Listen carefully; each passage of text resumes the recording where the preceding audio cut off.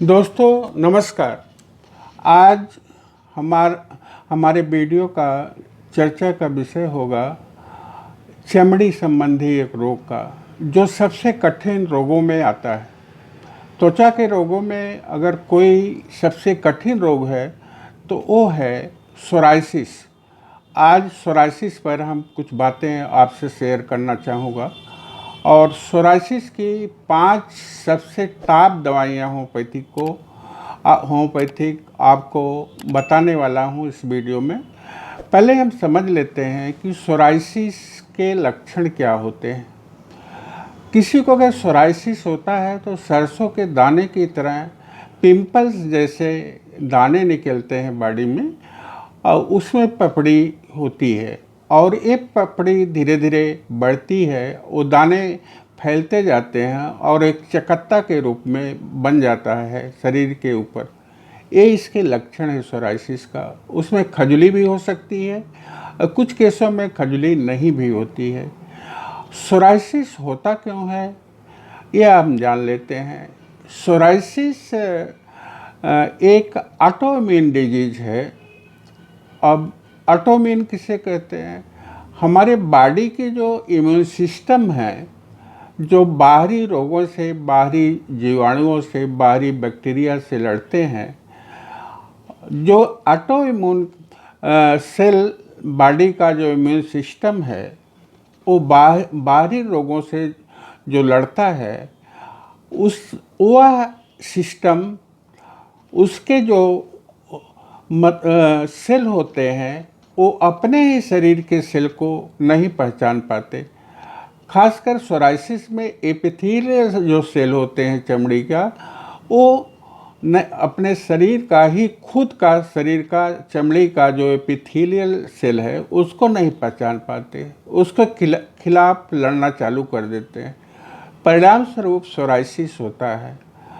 एक कठिन रोग है, बहुत मुश्किल से ठीक किया जाता है।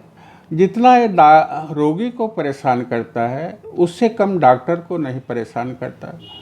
अब बात करते हैं होम्योपैथिक दवाइयों का। इसमें होम्योपैथिक दवाइयाँ कितने इफ़ेक्टिव हैं इसके विषय में हम बताना चाहेंगे। दोस्तों होम्योपैथिक इसमें बहुत ही इफ़ेक्टिव है। ये मैं चैलेंज तो नहीं कर सकता इसको कायम को होम्योपैथिक में सारी बीमारियां ठीक हो जाएंगी सोराइसिस का, लेकिन काफ़ी हद तक वो कायम का ठीक हो जाती हैं। यह केवल मैं 5 दवाइयों का जिक्र करूंगा और थोड़ा आप ध्यान से सुनिए उसके लक्षणों को, वो इनमें क्या भिन्नता है एक दवा और दूसरी दवा में। पहली दवा है वो है आर्सेनिक एल्बम। अब इसके लक्षणों के विषय में थोड़ा आप ध्यान से सुनिए।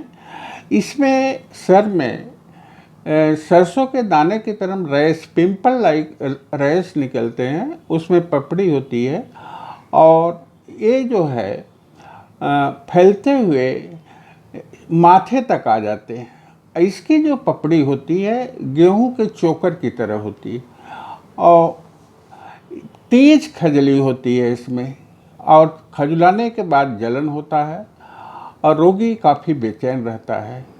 इसकी पपड़ी जो होती है बहुत पतली होती है और चोकर की तरह होती है, जैसे गेहूं का चोकर होता है उस तरह। दूसरी दवा जो है वो है आर्सेनिक आवर।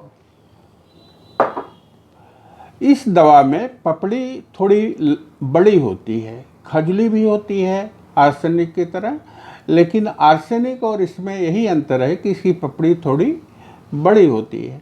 अब पपड़ी जब निकल जाती है तो उस स्थान पर चमड़ी लाल हो जाती है, वहाँ पानी की तरह थोड़ा सा स्राव निकलता है। इसका मुख्य लक्षण है आर्सेनिक आउट का। और थर्ड दवा जो है कोरेलियम रूब्रम। दोस्तों इसमें सोराइसिस में इस पेशेंट को ज़्यादातर सोराइसिस हाथ के हथेलियों में होता है और पैर के तलुए में होता है। पपड़ी काफ़ी मोटी निकलती है और जिस स्थान पर पपड़ी निकलती है वह स्थान लाल हो जाता है और इसका विशेष लक्षण ये है कि वो लाल जो स्थान होता है त्वचा का, जो चकत्ता जैसा दिखता है, वो धीरे धीरे जो है वो तांबे के कलर का हो जाता है। ये है कोरेलियम रूब्रम का मुख्य लक्षण। और फोर्थ दवा जो है वो काली आर्स। दोस्तों, ये सोराइसिस की बहुत ही अच्छी दवा है। अगर बहुत समय से सोराइसिस है तो इसका प्रयोग हम लोग करते हैं, काली आर्स का। इसका मुख्य लक्षण ये होता है कि रोगी के पहले ये जान लीजिए सोराइसिस कहाँ से शुरू होता है। काली आर्स में इसमें हाथ से शुरू होता है और पैर के घुटने के पीछे कमर में इस मतलब चकत्ते निकलते हैं और तेज खजली होती है। खजलाने के बाद पपड़ी निकलती है और रोगी काफ़ी परेशान रहता है। पांचवी दवा जो है हाइड्रोकोटाइल है, हाइड्रोकोटाइल क्यू। दोस्तों, ये दवा जो है उस समय सोराइसिस के पेशेंट को दिया जाता है जब सोराइसिस के कारण चमड़ी काफ़ी मोटी हो जाए। तो उस स्थिति में हाइड्रोकोटाइल क्यू आप 10-10, 15-15 बूंद सुबह शाम ले सकते हैं।